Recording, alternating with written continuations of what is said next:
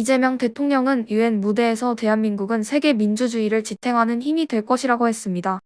그런데 현실에서는 국민의 기본 권리조차 지켜주지 못하고 있습니다. 결혼식조차 마음대로 못 치르게 하는 나라에서 과연 민주주의와 자유를 말할 자격이 있습니까? 또 여러분 참다 영상을 올립니다. 시청하기 전에 구독, 좋아요 눌러주시고 댓글 써주시면 제가 소중히 읽고 더 열심히 영상 제작하겠습니다. 오늘도 대한민국 사회에서 논란이 되고 있는 사건을 정확히 빠르게 짚어보겠습니다. 여러분, 오늘 이재명 대통령은 뉴욕 유엔 본부에서 제80차 유엔 총회에 참석해 연설을 했습니다. 대한민국은 세계 민주주의를 지탱하는 힘이 될 것이라며 기후위기와 대북관계, 인공지능, K컬처를 강조했습니다. 유엔 무대에서 세계 시민들에게 민주주의와 평화의 가치를 설파하며 국제사회의 큰 역할을 다짐한 겁니다. 언뜻 들으면 멋지고 웅장한 이야기처럼 보입니다. 그런데 불과 며칠 전 대한민국에서는 전혀 다른 일이 벌어졌습니다. 바로 신라호텔에서 예정돼 있던 결혼식이 무더기로 취소된 사건입니다. 이유는 무엇이었을까요? 바로 시진핑 중국 국가주석이 방한할 때 머물 호텔이 신라호텔이기 때문이라는 주장이 나오고 있습니다. 실제로 주진우 국민의힘 의원은 트럼프 대통령이 한국을 방문했을 때는 결혼식 취소가 없었는데 왜 시진핑 주석이 묵는 신라호텔만 무더기로 결혼식을 취소했느냐라고 따져 물었습니다.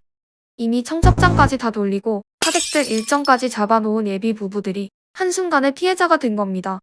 국가 행사를 이유로 개인의 인생 가장 소중한 날을 이렇게 무참히 무너뜨린 것, 과연 민주주의와 인권을 이야기하는 정권이 할 수 있는 일입니까? 여기서 중요한 점은 과잉의전 논란입니다.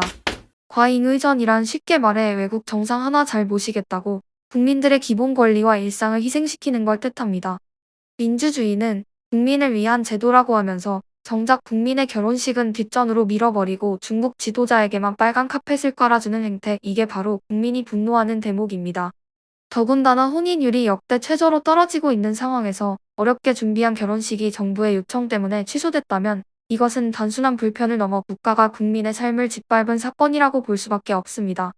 이재명 대통령은 유엔 무대에서 대한민국은 세계 민주주의를 지탱하는 힘이 될 것이라고 했습니다. 그런데 현실에서는 국민의 기본 권리조차 지켜주지 못하고 있습니다.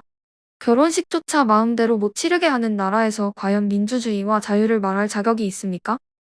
국민은 알 권리가 있습니다. 누가, 어떤 이유로, 어떤 경로를 통해 이런 결정을 내렸는지 반드시 밝혀져야 합니다. 더 큰 문제는 이것이 단순히 결혼식 취소에 그치지 않을 수 있다는 겁니다. 만약 이번 사례가 선례로 남는다면 앞으로도 외국 정상 방문 때마다 국민의 일정, 국민의 권리가 뒷전으로 밀려날 수 있습니다.